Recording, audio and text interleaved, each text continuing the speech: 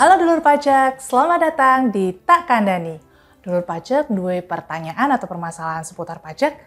Kene-kene, Tak Kandani. Halo dulur pajak semua, kita bertemu lagi ya di episode baru dari Tak Kandani Kanwil DJP Jawa Timur 2. Masih bersama saya Gisela, kita akan kembali membahas nih topik-topik seputar perpajakan yang tentunya informatif dan akan sayang kalau dulur pajak lewatkan. Nah, episode kali ini masih sama spesialnya dengan episode yang lalu. Karena telah hadir di studio Tak Kandani Kanwil DJP Jawa Timur 2, pemeriksa pajak ahli Madya KPP Madya Sidoarjo, itu Bapak Ari Wibowo. Halo Pak Ari, bagaimana kabarnya? Kabar baik, Mbak Gisela. Gimana? Dulur pajak semuanya, hari ini semoga kita sehat semua. Kita diberikan keberkahan oleh Allah. Dan satu hal lagi, tidaklah setiap hari berbuat baik, kecuali kalau kita memang ada halangan. Berbuat baik setiap hari. Luar biasa, dulur pajak luar biasa banget ya narasumber kita di episode kali ini, Pak Ari. Pak Ari, kita masih mau membahas soal pajak, pemeriksaan pajak. Boleh. Sama seperti yang sebelumnya, kalau sebelumnya kan kita membahas mengenai lebih ke pemeriksanya dari sisi kewenangan dan juga kewajiban pemeriksanya. Nah, sekarang kita mau melihat lebih dalam mengenai proses pemeriksaan pajak. Monggo. Dari kita mulai ya Pak Ari ya, boleh ya? Boleh. Nah, dulur pajak saksikan terus ya sampai akhir ya, karena ini pasti informatif sekali nih bersama dengan Pak Ari. Pak Ari, kalau dalam pemeriksaan, kemarin pemeriksa itu punya kewajiban dan juga kewenangan. Betul. Nah, bagaimana dengan wajib pajak nih Pak? Apa sih hak-hak wajib pajak ketika wajib pajak itu diperiksa? Ada hak, ada kewajiban. Oke, dua sisi mata uang. Langsung ya? Pasti ada dua sisi mata uang ya. Betul, ada hak betul, dan kewajiban. Betul. Nah, kalau kita bicara masalah, kita bicara hak dulu ya. Betul, hak dulu Pak. Ya. Kalau kita bicara masalah hak wajib pajak ya, mungkin dengan kewajiban pemeriksa itu agak sama. Oh iya. Tapi di sisi kewajiban pemeriksaan, di sisi kewajiban wajib pajak itu cuman berbeda seperti kau dan aku gitu aja. Kau dan aku. Yang satu adalah meminta kepada pemeriksa ya untuk memperlihatkan tanda pemeriksaan. Tanda pengenal pemeriksa. Oh iya betul. Biar nggak salah ya Pak iya, ya yang meriksa. Ini pemeriksa beneran atau enggak? Betul. Ini catat ya. Ini yang kedua adalah memperlihatkan surat perintah pemeriksaan. Nah, surat perintah pemeriksaan cukup memperlihatkan, tidak memberikan. Kalau yang diberikan ini yang kedua, memberitahukan pemeriksaan. Dan itu dikasihkan sama wajib pajak. Itu yang kedua. Yang ketiga adalah meminta kepada pemeriksa untuk memberikan penjelasan tentang maksud dan tujuan pemeriksaan. Maksud tujuan pemeriksaan. Biasanya maksud tujuan pemeriksaan, tahun pajak berapa, jenis pajak apa, itu pasti harus kita memberitahukan kepada wajib pajak. Yang berikutnya adalah menghadiri pembahasan temuan sementara. Itu adalah hak wajib pajak. Harus hak itu. Karena di Permenkeu 15 ini dicantumkan secara resmi. Pasti ada di situ. Sebelumnya memang nggak ada. Menghadiri pembahasan temuan sementara. Kalau kita sebut di pemeriksaan itu adalah disebut dengan pra-closing. Pra-closing karena ada BA-nya. Ada berita acaranya. Karena kalau tidak menandatangani berita acara, maka pemeriksaan nggak bisa berlanjut. Yang berikutnya adalah memperlihatkan, menyampaikan, dan atau memberikan catatan, data, informasi, atau keterangan lain. Lalu menerima daftar temuan hasil pemeriksaan. Setelah pra-closing itu, dia harus menerima daftar temuan pemeriksaan sebagai dasar nanti dalam menentukan kewajiban perpajakannya. Yang berikutnya adalah menghadiri pembahasan akhir. Jadi harus pemeriksaan harus hadir kan harus tanda tangan. Gitu ya? Sepanjang tidak ada tanda tangan wajib pajak atau yang dilakukan pemeriksaan, maka belum bisa berakhir pemeriksaannya itu. Masih belum sah itu. Baik. Terakhir ini ya. Iya. Hak wajib pajak itu adalah meminta quality insurance apabila memang terdapat perbedaan dalam penafsiran suatu ketentuan perundang-undangan dalam rangka pemeriksaan tersebut. itu juga merupakan hak wajib pajak ya. Jadi hak wajib pajaknya tadi ada banyak ya Pak ya. Banyak. Ini harus dicermati oleh dulur pajak semua. Betul. Jadi ketika dilakukan pemeriksaan jangan khawatir karena ada hak-hak juga kok wajib pajak di dalam pemeriksaan. Betul. Nah tadi Pak, yang sepaket tadi Pak, kan tadi ada hak, berarti sepaket dengan kewajiban. Ada aku dan kau. Aku dan kau. Saling melengkapi dalam pemeriksaan gitu ya Pak. Nah ini sekarang yang kewajibannya nih Pak. Betul. Apa sih Pak yang harus dilakukan wajib pajak dalam pemeriksaan? Kewajibannya ya, yang pertama adalah, tadi ada hak dan kewajibannya. Pasti dalam pemeriksaan itu wajib pajak harus menyerahkan, memperlihatkan, meminjamkan dokumen-dokumen. Oh iya. Nah, itu kewajibannya, dokumen-dokumen, baik itu dokumen secara fisik maupun dokumen secara elektronik. Nah, lalu memberikan kesempatan kepada pemeriksa untuk mengakses atau kalau memang tidak bisa kita copy, maka kita cukup memperlihatkan aja nggak apa-apa, memperlihatkan. Asalkan memang itu bukan bukti-bukti yang bersifat memungkinkan untuk bisa dihitung kewajiban pajaknya. Baik. Gitu. Berikutnya adalah memberikan data informasi keterangan dan penjelasan secara tertulis yang diminta oleh pemeriksa pajak. Yang berikutnya lagi adalah, ini yang penting, menyampaikan tanggapan atas surat pemberitahuan hasil pemeriksaan. Harus ditanggapi SPHP tersebut. Ya, Pak, ya? Kalau tidak ditanggapi, berarti dianggap wajib pajak setuju. Nah, itu yang penting yang perlu garis bawahi. Ketika pemeriksa pajak itu memberikan SPHP kepada wajib pajak, maka wajib pajak harus menanggapi hasil pemeriksaan tersebut dalam jangka waktu yang telah ditentukan. Apabila dalam jangka waktu yang telah ditentukan itu wajib pajak tidak menanggapi SPHP atau surat perintah hasil pemeriksaan, maka dianggap SPHP tersebut disetujui oleh wajib pajak. Dan pemeriksa dalam hal ini kantor Direktorat Jenderal Pajak akan menerbitkan sesuai dengan SPHP. Ketetapan secara SPHP. Nah ini sudah di notes mana saja yang penting. Penting, gitu ya, Pak, ya? penting ini penting itu. Ini semua. Jadi tolong digarisbawahi ya dulur pajak ya kalau diperiksa harus ditanggapi, harus gitu ditanggapi, ya. betul. Itu nanti ya surat pemberitahuan hasil pemeriksaannya. Iya. Nah Pak, boleh ya kita kan sudah membahas hak dan juga kewajibannya. Sekarang kita review Pak, kita review sebenarnya dalam proses pemeriksaan itu gambaran umumnya aja Pak ya. Proses apa saja sih Pak yang terjadi? Iya. Gitu selama pemeriksaan ya Pak ya. Selama pemeriksaan itu maksud dengan alur pemeriksaan. Alurnya Pemeriksaan. Oke. Saya tidak akan memberi penjelasan mengenai internal Direktorat Jenderal Pajak ya, gimana caranya, mengapa kok bisa diperiksa dan lain sebagainya. Tapi apa yang diterima oleh wajib pajak aja. Yang pertama adalah penerbitan surat perintah pemeriksaan. Tanpa surat perintah pemeriksaan itu, seorang pemeriksa pajak tidak akan bisa melakukan tugasnya. Dan wajib pajak berhak menolak karena tidak adanya SP2. Nah, setelah SP2, maka dilanjutkan dengan apa yang disebut dengan penyampaian, memperlihatkan SP2, dan menyampaikan surat pemberitahuan pemeriksaan kepada pemeriksa.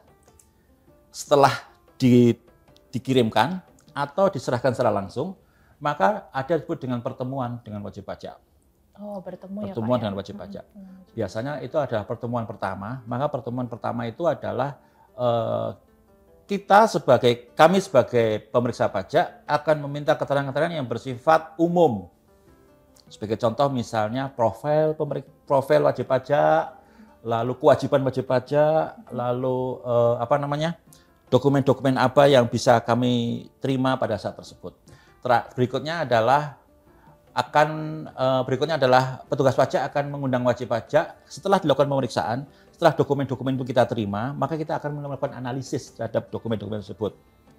Melakukan perhitungan atas dokumen-dokumen tersebut, meminta keterangan pada pihak ketiga. Lalu setelah itu baru kita bisa tentukan berapa sih kewajiban perpajakan yang sebenarnya menurut dokumen-dokumen yang diberikan pada wajib pajak. Selanjutnya, petugas pemeriksa akan mengundang wajib pajak untuk melakukan pembahasan temuan sementara. Dibahas dulu ya Pak ya. Itu disebut dengan pra-closing. Sebelum terakhir setelah closing itu, pada closing itu kita akan memberikan berita acara hasil pemeriksaan. Pra-closing ini bisa berubah, Mbak. Contoh temuan pemeriksaan contohlah X gitu ya. Setelah pra-closing, ternyata wajib pajak bisa memberikan data-data yang mendukung bahwa itu masih kurang Pak, masih bisa berkurang pajaknya gitu. Di pra-closing itu bisa. Oh bisa, masih bisa ya Pak ya. Nah setelah pra-closing ada berita acara pra-closing, berita acara temuan sementara. Nah berita acara temuan sementara itulah menjadi dasar dalam pemberitahuan, dalam penerbitan apa yang disebut dengan surat pemberitahuan hasil pemeriksaan. SPHP. Ya.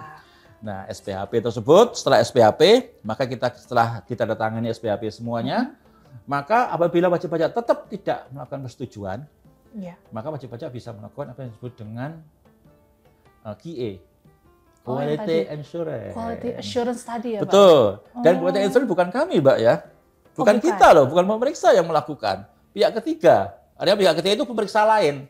Coba mungkin bisa lebih dijelaskan Pak, QA ini. QA itu pemeriksa lain. Dia akan memberikan opini sesuai dengan kapasitas dia. Jadi contoh misalnya, saya memeriksa PT X gitu. Wajib pajak meminta QA. Maka pemeriksa lain yang ditunjuk dalam suatu surat perintah pembentukan QA, maka mereka akan menilai kebenaran daripada apa yang kami temukan. Tapi ingat, yang akan diberikan dalam QA itu formal. Artinya sengketa hukum, bukan sengketa materi yang penting. Jadi sengketa materi itu apa? Aturannya, iya, aturannya. Contoh misalnya, kami menggunakan pasal 9 ayat berapa, atau ini biaya atau bukan gitu. Biaya atau bukan. Wajib pajak itu biaya. Itu kan mencangkut paut dengan penafsiran undang-undang ya, penafsiran peraturan. Bukan hitungan, plus minus itu bukan. Kalau plus minus tidak termasuk dalam kriteria ini. Jadi dasarnya tadi melakukan temuannya itu ya temuannya Pak ya? Itu. Dasarnya dibahas di QA-nya. Setelah QA ada hasil QA, maka hasil QA itu akan kami tuangkan dalam pemberitahuan hasil pemeriksaan terakhir itu. Nah setelah itu wajib pajak akan menerima, menandatangani atau tidak. Maka setelah itu kita terbitkan apa disebut dengan surat kita bentuk dalam laporan hasil pemeriksaan. Laporan hasil pemeriksaan itu merupakan dasar dalam membuat nota penghitungan. Setelah nota perhitungan baru keluar apa disebut dengan ketetapan pajak. Oh, baik. Nah, itu tadi gambaran alurnya gitu ya, Pak. Ya, mulai dari SP2 sampai tadi yang menarik tadi ternyata setelah ada pembahasan temuan disampaikan, dibahas, wajib pajak boleh mengajukan permohonan quality assurance. Betul. Jadi kalau memang nggak klop nih dasar hukum yang kita bicarakan sama pemeriksa, QA dulu. Kita anggap seperti ada opini pihak ketiga gitu. Contohnya kalau ada opini pihak ketiga yang mungkin bisa melihat secara lebih jernih permasalahan antara wajib pajak dan pemeriksa. Nah, Pak, kalau misalnya nih, Pak, sudah dilakukan pembahasan, ya kan? Sudah QA gitu, wajib pajak masih boleh nggak sih, Pak, kalau nggak setuju gitu sama hasil pemeriksaannya? Sebetulnya bukan setuju tidak setuju, Mbak. Gimana teman? Tidak setuju, itu boleh. Setuju pun boleh. Itu mungkin agak lain ya. Mungkin paradigma kita itu kalau wajib pajak tidak setuju, sudah menandatangani berita acara pemeriksaan, tidak setuju, maka diberikan hak untuk melakukan keberatan. Nah, keberatan ini bukan keberatan kalau kita di bahasa hukum itu ada bahasanya adalah hukum doluensi, Mbak. Peradilan doluensi atau peradilan semu. Karena dilakukan juga oleh aparat pajak ya. Oh iya, betul. Maka disebut doluensi. Setelah keberatan, hasil keberatan masih belum setuju juga, maka boleh banding. Banding ke peradilan pajak. Tapi saya flashback ke belakang tadi, ini agak lain masalahnya. Wajib pajak setuju, masih boleh kok dilakukan keberatan. Boleh ya, boleh. Pak ya? Boleh. Iya. Cuman agak janggal. Iya. Ada setuju kok keberatan. Iya. Kalau saya nggak apa-apa, saya berat memang. Tubuh saya maksudnya berat memang. Sama aja tubuh saya gitu ya. Jadi ngobrolin yang lain nih. Tubuh saya berat memang. Jadi gitu. Boleh ya, Pak? Boleh, ya? masih boleh. Nanti setelah banding baru putusan hakim itulah yang inkrah. Punya kepastian hukum. Setelah banding kalau misalkan tetap masih nggak match, masih bisa ada upaya lain, Pak? Ada upaya lain apabila ada data baru atau data yang belum terungkap. Oh, di ini ya Pak namanya peninjauan kembali. Betul. Peninjauan kembali. Masih ada. Cuman memang perlu upaya lebih lanjut ya. Karena data-data yang dipakai di awal tidak diperhitungkan. Ada data yang tidak terungkap atau yang belum ada pada saat itu. Boleh. Oke, jadi kalau misalkan katakanlah setuju atau tidak setuju gitu ya, tapi malah kalau nggak setuju masih ada jalan. Masih ada jalan ke Roma katanya. Masih banyak jalan ke Roma ya Pak ya. Oke, balik lagi ke alur pemeriksaan tadi Pak ya. Monggo. Nah, nanti setelah pembahasan tadi Bapak sampaikan ada LHP. Ya, nah, kemudian produk hukum dari pemeriksaan ini, produk finalnya adalah produk finalnya sebetulnya sama kayak tadi kita sebutkan. Produk finalnya adalah disebut dengan surat ketetapan pajak. Surat ketetapan pajak. Ada apa aja Pak surat ketetapan pajak? Itu ada disebut dengan apabila pemeriksaan di awal itu pemeriksaan karena lebih bayar, ya, maka produknya adalah surat ketetapan pajak lebih bayar. Bisa lebih SKPLB bayar. Orang bilang. SKPLB itu sebagai dasar untuk penerbitan apa yang disebut dengan SPMKP, surat perintah membayar kelebihan pajak. Nah, nanti setelah itu baru duitnya ditransfer, uangnya ditransfer ke wajib pajak. Karena memang kelebihan bayar kan. Ya, negara punya kewajiban untuk mengembalikan. Betul. Kalau kurang bayar, maka kita terbitkan disebut dengan SKPKB, surat ketetapan pajak kurang bayar. Apabila klop antara apa yang dilaporkan dan hasil pemeriksaan, maka keluar apa disebut dengan SKPN, surat ketetapan pajak nihil. Ya. Nah, ada penik-peniknya di depan. Ada yang menyusul, biasa STP. STP, surat tagihan pajak. Surat tagihan pajak kan administrasi saja. Terlambat lapor, terlambat bayar, itu baru keluar STP. Biar sekalian beres ya Pak? Iya. Satu paket orang bilang. Satu paket. Satu paket. Oke Pak. Kemudian yang mau ditanyakan lagi Pak, ini kan pasti proses pemeriksaan ini dari SP2 sampai terakhir ini, pasti kan ada jangka waktunya Pak. Nggak mungkin nggak diatur dong Pak. Diatur. Nah, itu gimana Pak aturan mainnya untuk jangka waktu? Untuk jangka waktu. Peraturan lama sampai peraturan terbaru ini membuat jangka waktunya semakin berkurang. Makin cepat. Karena kita aspek sekarang adalah pelayanan pada wajib pajak, Mbak ya. Biur pajak sekalian, aspek sekarang adalah pelayanan pada wajib pajak. Yang pertama adalah untuk pemeriksaan lengkap dulunya itu kalau biasa sekitar 8 bulan, sekarang berkurang jadi 5 bulan. Harus sudah keluar SKP-nya. Karena selesainya pemeriksaan itu terbitnya SKP. Bukan LHP. SKP harus terbit. SKP harus terbit. Lalu untuk pemeriksaan terfokus 3 bulan, pemeriksaan yang bisa spesifik 1 bulan. Tapi mungkin ada satu tambahan lagi. Apabila pemeriksaan itu pemeriksaan transfer pricing atau kompleks sekali, maka jangka waktunya ditambah jadi 4 bulan. Ditambah 4 bulan lagi. Jadi lebih panjang lagi 4 bulan. Nah, jadi total pemeriksaan lengkap tadi 5 bulan, tambah 4 bulan jadi 9 bulan. Tapi syaratnya tadi, pemeriksaan transfer pricing atau pemeriksaan kompleks sekali. Memang kompleks ya Pak ya. Oke, baik Pak, terima kasih. Nah, terakhir Pak. Terakhir nih, mau pertanyaan terakhir. Ini Pak, mau ini Pak, tolong dibagikan nih ke dulur pajak Pak. Apa sih Pak kunci untuk tetap tenang dan aman selama proses pemeriksaan pajak? Proses tenang itu sebetulnya ada 2 pihak Mbak. Gimana Pak? Kita pihak pemeriksa dulu ya. Oh siap. Kita pemeriksa itu harus ketemu wajib harus senyum, nggak boleh mengkerut. Oh iya. Kalau pertama-tama sudah menereng, udah nggak sehat itu. Ini hanya ketawa aja ya. Yang penting wajib pajak. Yang penting wajib pajak itu di setiap kali ada transaksi harus mendokumentasikan apa yang dari transaksi tersebut.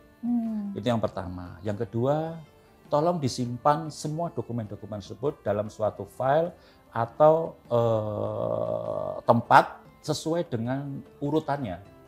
Supaya tidak mudah, supaya urutan tanggal, urutan jenis dan lain sebagainya. Itu yang penting. Yang ketiga adalah wajib pajak itu juga harus melakukan pelaporan, melakukan penyetoran sesuai dengan tanggal yang telah ditentukan. Lalu berikutnya yang terakhir ini Mbak, ketika memasukkan dalam laporan keuangan semua data itu benar sesuai dengan yang ada di situ. Artinya benar itu, kalau semuanya nilainya 1000 ya tulis 1000. Jangan sampai 1000 nolnya kurangi 1. Jadi 100. Ya, Pak. Gitu. Kurangi 100. Iya, hasilnya berbeda nanti. Nah, kita temukan hasil pemeriksaan tersebut, maka kan tetap harus kurang bayar. Dan itu disebut dengan kelalaian administratif. Tidak ada maksud sebetulnya. Kalau di ketentuan undang-undang pajak yang lama, ada yang disebut sengaja atau tidak sengaja, Mbak. Kalau sengaja, tidak sengaja itu baru sekali. Kalau 2 kali atau lebih itu sengaja. Nah, ketentuannya kan harus ada patokannya. Begitu. Nah, itulah selesai itu semua, pasti laporannya akan benar. Kalau dilakukan pemeriksaan, apabila memang tidak ada kendala administratif, mungkin dokumen yang belum dilaporkan, ya mungkin sifat manusia ya. Sifat manusia aja, contoh misalnya dari 10 dokumen yang dimasukkan hanya 9. baru kita temukan. Nah, itu baru nanti akan terbitnya apa disebut dengan SKPKB. Kalau memang benar semua, pasti terbitnya SKPN. Oh, aman Surat ya, itu Pak, aman. Paling cuma terlambat lapor, STP 100.000 gitu aja. Jadi itu tipsnya. Wah. Pendokumentasian, lalu yang berikutnya adalah penghimpunan, artinya ditempatkan sesuai dengan tanggal dan tanggal dan kondisi yang ada. Yang terakhir adalah pelaporan secara benar. Udah cukup itu sebetulnya. Pasti aman, nyaman, dan tenang Aman, dalam pemeriksaan. Wah, terima kasih Pak Ari sudah berbagi informasi dengan dulur pajak semua. Lengkap sekali ceritanya. Seru ya dulur pajak ya. Sebenarnya bisa nih kita lanjut di episode-episode berikutnya gitu ya Pak ya. Siap ya Pak ya. Oke dulur pajak, jangan khawatir, tetap tenang. Kalau misalkan dulur pajak sedang diperiksa karena hak-hak dari dulur pajak semua itu dilindungi oleh undang-undang. Nah, wajib pajak diharapkan untuk menjalani proses pemeriksaan pajak itu sesuai prosedur. Dan tadi apabila memang masih tidak setuju dengan hasilnya, masih ada jalan lain yang bisa ditempuh oleh dulur pajak semua. Dari keberatan, banding, atau mungkin hingga peninjauan kembali. Ya, lengkap sekali ya. Nah, dulur pajak jangan lewatkan episode selanjutnya dari Tak Kandani Kanwil DJP Jawa Timur 2. Untuk selanjutnya mau kita membahas apa nih dulur pajak? Boleh dong, ketik di kolom komentar yang ada di bawah ya. Nah, apabila dulur pajak semua ingin berkonsultasi mengenai pemenuhan kewajiban perpajakan, silahkan untuk bisa menghubungi kantor pajak tempat terdaftar atau bisa juga loh untuk chat WhatsApp kami, Kanwil DJP Jawa Timur 2 di 081 221 210 210. Dan ingat, seluruh layanan kami ini gratis alias tidak dipungut biaya apapun. Dulur pajak dukung kami Kanwil DJP Jawa Timur 2 untuk mewujudkan zona integritas menuju wilayah birokrasi bersih dan melayani. Sekian Tak Kandani episode kali ini, kita akan berjumpa di episode berikutnya. Pajak tumbuh, Indonesia tangguh. Sampai jumpa.